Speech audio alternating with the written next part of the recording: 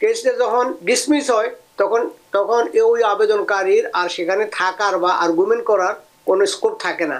সেক্ষেত্রে সে আইসের হাতে সোপর্দ করা হয়। জাজদেরকে ইনস্ট্রাকশন দেওয়া হয়েছে অ্যাটর্নি জেনারেল অফিস থেকে যে তোমরা কমিউনিকেট করবে আইসের সাথে, যদি কেউ কেস ডিসমিস হয় তারা যেন তাকে নিয়ে নিতে পারে। দল করছেন সেই দলের একটা আইডেন্টিফিকেশন লাগবে, সেই দল থেকে একটা স্টেটমেন্ট লাগবে সে কি কাজ করেছিল, কিভাবে নির্যাতিত, নিপীড়িত, লাঞ্ছিত হয়ে দেশ ত্যাগ করেছেন এবং কিভাবে এই যুক্তরাষ্ট্রে এসেও সে দলের প্রতি সিম্পাথাইজ ছিল এবং কেন স্বদেশে আবাস দিতে পারবে না। তাৎক্ষণিকভাবে ডিসমিস করে তাকে তো আর কোনো সুযোগ নাই, তার ট্রায়ালেবল কেস নাই, আপিলের সুযোগ না দিয়ে লোককে সেখানে ডিপোর্ট করতেছে। ইমিগ্রেশন কোর্টের যেই বাস্তব অবস্থা সেটা এই অ্যাসাইলাম আবেদনগুলো কেন বাতিল হচ্ছে সেই কারণগুলো যদি ব্যাখ্যা করেন এবং কি করলে এই অবস্থা থেকে আমরা পরিত্রাণ পেতে পারি যারা আবেদন করেছি, সেই উপদেশগুলো নিশ্চয়ই আপনার দেওয়া উপদেশগুলো আমাদের যারা এই আবেদনে বা কেস পেন্ডিং আছে তাদের যথেষ্ট উপকারে আসবে। জনাব Mohammad N Majumdar. Thank you Rana ভাই, চমৎকার ভাবে যে আপনি তুলে ধরেছেন গণমানুষের দুর্দশা, ভীতি, একটা ত্রাসের যে সময় মানুষ অতিক্রম করছে সেই চিত্রকে আপনার ভাষায় সুন্দরভাবে তুলে ধরেছেন।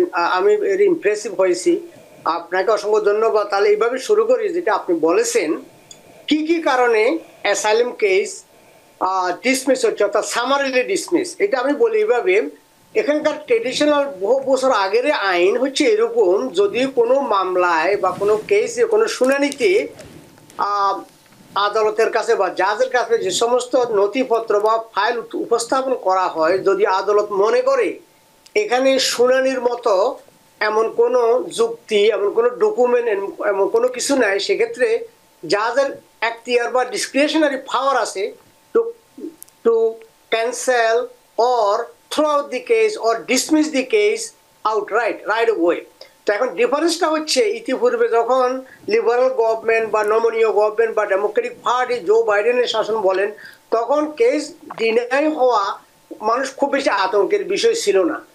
ডিনাই হলে জাজ সাহেব সাধারণত বলতে, we are very sorry that I review all your paper work and I spoke to your attorney. Unfortunately, you do not have enough documents or enough evidence for me to approve your case. Therefore, I have all my intention, all my sympathy to you, but unfortunately, I will not be able to grant you your asylum. So, এটা বলে দিত। And however, if you get a better lawyer, you have a right to appeal.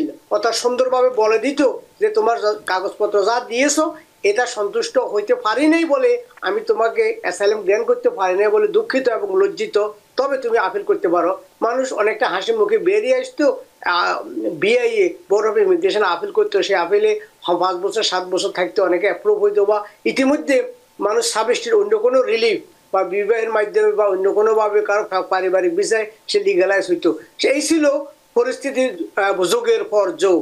বা Trump প্রশাসন আসার পর এখন অনেকগুলো নীতি যেগুলা স্লিপিং, যে সমস্ত ল আছে এখানে বা ইতিপূর্বেও আসিল এখন আছে, যেগুলা বেশি কার্যকর করতো না আদালত, সেই সমস্ত লগুলা খুঁজে খুঁজে বের করে গণমানুষের বিরুদ্ধে ব্যবহার করা হচ্ছে। যে সমস্ত স্থূল এবং স্থগিত ল ছিল, সাইলেন্ট ল ছিল, যেমন সামারিলি ডিসমিস, তাৎক্ষণিকভাবে ডিসমিস করে তাকে তো আর কোনো সুযোগ নাই, তার ট্রায়ালেবল কেস নাই, আপিলের সুযোগ না দিয়ে লোককে সেখানে ডিপোর্ট করতেছে।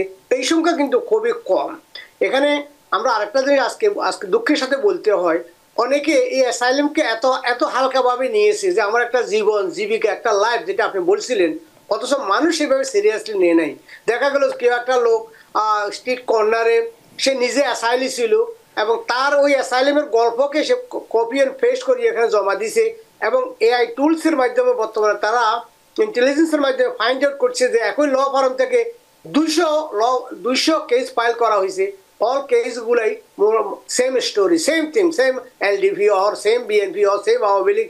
সো এতে করে যারা স্মেল করে ফেলছে যে this is a totally fake story. So প্রত্যেকটার স্টোরি, প্রত্যেকটা মানুষের জীবন কাহিনী থাকতে হবে স্বতন্ত্র, 5 জনের 10 জন একরকম হইতে পারে না।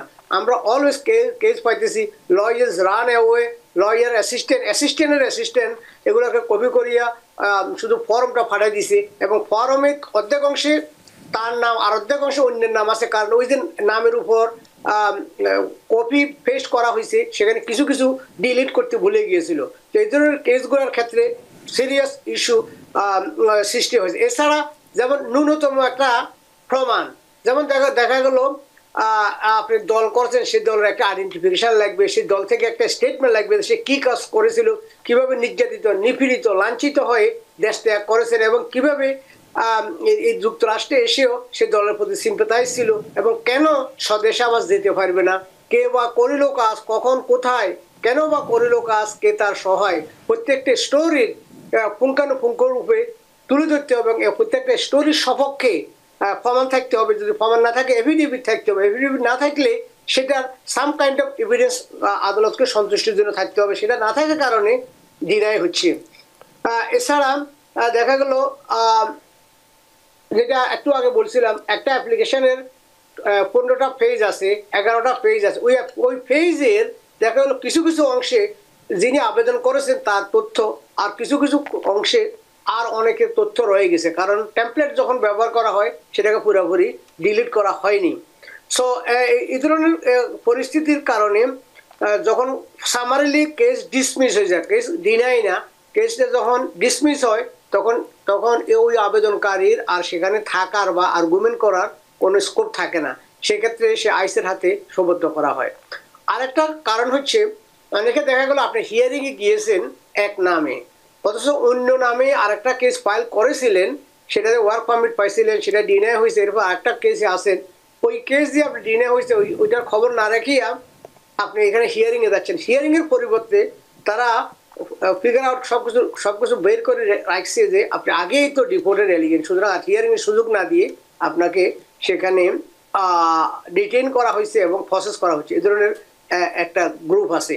সো ইতিপূর্বে যখন মানুষ কেস ডিনাই হইতো, তখন তারা আবেদন বাতিল বা আবেদন ডিনাই হয়েছে তারা হাসি মুখে ফিরে আসতো, আপিল করতো। বর্তমানে সে ডিনাই যখন হয় বা ডিসমিস যখন হয়, কোনো কেস না থাকে, তারা কোনো বেল রিং করে অথবা আইসের লোকরা আশেপাশে থাকে, তাদেরকে অ্যালার্ট করে দেওয়া হয়। কারণ ফেডারেল গভর্নমেন্টের সাথে লোকাল গভর্নমেন্টের অনেকটা চুক্তি হয়েছে, অনেক ক্ষেত্রে ফেডারেল জাজদেরকে ইনস্ট্রাকশন দেওয়া হয়েছে অ্যাটর্নি জেনারেল অফিস থেকে যে তোমরা কমিউনিকেট করবে আইসের সাথে, যদি কেউ কেস ডিসমিস হয় তারা যেন তাকে নিয়ে নিতে পারে। সো এই ধরনের নির্ধারণ করুন পরিস্থিতি আমাদের হাজার হাজার বাংলাদেশি আমেরিকান তারা ফেস করতেছে।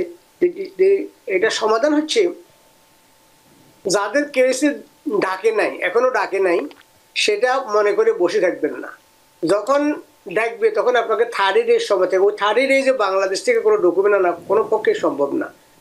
এখন রাইট নাও আপনার স্টেটমেন্ট আপনাকে মুখস্থ করতে হবে, আবার স্টেটমেন্টটা বাংলায় করতে হবে, এবং স্টেটমেন্টের যে সমস্ত ঘটনার কথা উল্লেখ করেছেন সেই ঘটনার সপক্ষে কি কি দলিল থাকা উচিত, ডকুমেন্ট থাকা উচিত, সেটা রেডি করতে হবে। এখন দেখা গেল এখানে বলেছেন 1 তারিখে আপনি ক্ষতিগ্রস্ত হয়েছেন, মারধর করা হয়েছে আপনাকে, কিন্তু সার্টিফিকেট নিয়েছেন তারও আগে। তাহলে এই সাংঘর্ষিক তথ্য, সাংঘর্ষিক এফিডেভিট, সাংঘর্ষিক বর্ণনা একটা ধূম্রজাল সৃষ্টি হয়। সেখানে ক্লিয়ার অ্যান্ড কনভিনসিং এভিডেন্স বলা হয়। সেখানে কোনো কিছু ক্লিয়ার না থাকাতে আবেদন বাতিল হওয়ার সম্ভাবনা থাকে। সো দেয়ারফর যে সমস্ত কারণসমূহের কথা বলেছি, এবং এই কারণসমূহের সমাধান স্বরূপ প্রিপারেশনের জন্য অ্যাটর্নি থাকতে হবে। এবং শুধু অ্যাটর্নি থাকলেই হবে না। অনেক ক্ষেত্রে দেখা যায় আপনার অ্যাটর্নি আছে, আপনাকে মামলার আগের দিন বা 2 দিন আগে রিজনেবল 2 ঘন্টা, 3 ঘন্টা, 5 ঘন্টা সময় দিয়ে তার স্টেটমেন্ট তাকে সাথে গো ওভার করতে হবে, এবং এভিডেন্স সমূহ সন্নিবদ্ধভাবে দাখিল করার জন্য রেডি করতে হবে। এবং সেখানে প্রসিডিউরটা ওই রকম, প্রথমে যিনি আবেদনকারী তার পক্ষে তার অ্যাটর্নি বক্তব্য রাখবেন, এরপর যারা করা হবে, যে বাংলাতে যেটা বলা হয় সরকার পক্ষের উকিল, এটাকে আপনাকে মিথ্যাবাদী বানোয়ার তথ্য দিয়েছেন এই ধরনের অভিযুক্ত করে আপনাকে একটা মিথ্যাবাদী বানানোর চেষ্টা করা তার কাজ জাজের সম্মুখে। জাজ যখন 2 পক্ষকে শুনবে, যখন জাজ সন্তুষ্টি না হয়ে যদি বিরক্তিকর পরিস্থিতির সৃষ্টি হয়, তখন জাজ যদি মনে করে যে এই লোক, this guy is totally lying, totally taking advantage of our judiciary, সেক্ষেত্রে আবেদন অবশ্যই ডিনাই হয়। আনফর্চুনেটলি যখন এখানকার আবেদন ডিনাই হয় অনেক ক্ষেত্রে এটা জাজের ইচ্ছা, জাজ বলা হয় নিচে ফর্মটার নিচে লেখা থাকে অ্যাপিল রেকমেন্ডেড। যদি জাজ আপিল রেকমেন্ড করে তখন গুড, চলে আসতে পারে, আপিল করতে পারে। যখন আপিল রেকমেন্ড না করে, যে ক্ষেত্রে মনে করে যে আদালত মনে করে বা কোর্ট মনে করে বা জাজ মনে করে যে এখানে সম্পূর্ণ মিথ্যা, সম্পূর্ণ বানোয়া, সম্পূর্ণ ভুয়া এবং সম্পূর্ণ কপি অ্যান্ড পেস্ট অন্যের একটা কাগজ এখানে আনা হয়েছে আমার সামনে, সেক্ষেত্রে জাজ আউটরাইট তাকে ডিসমিস করে কেসটা। ওই যখন কেস ডিসমিস করা হয় দেন দিস ইজ বিগ প্রবলেম, তখন তার কোনো অধিকার থাকে না এখানে আর্গুমেন্ট করার। নিউ ইয়র্ক থেকে সম্প্রচারিত TVN 24 টেলিভিশন বিশ্বজুড়ে বাঙালির কণ্ঠস্বর।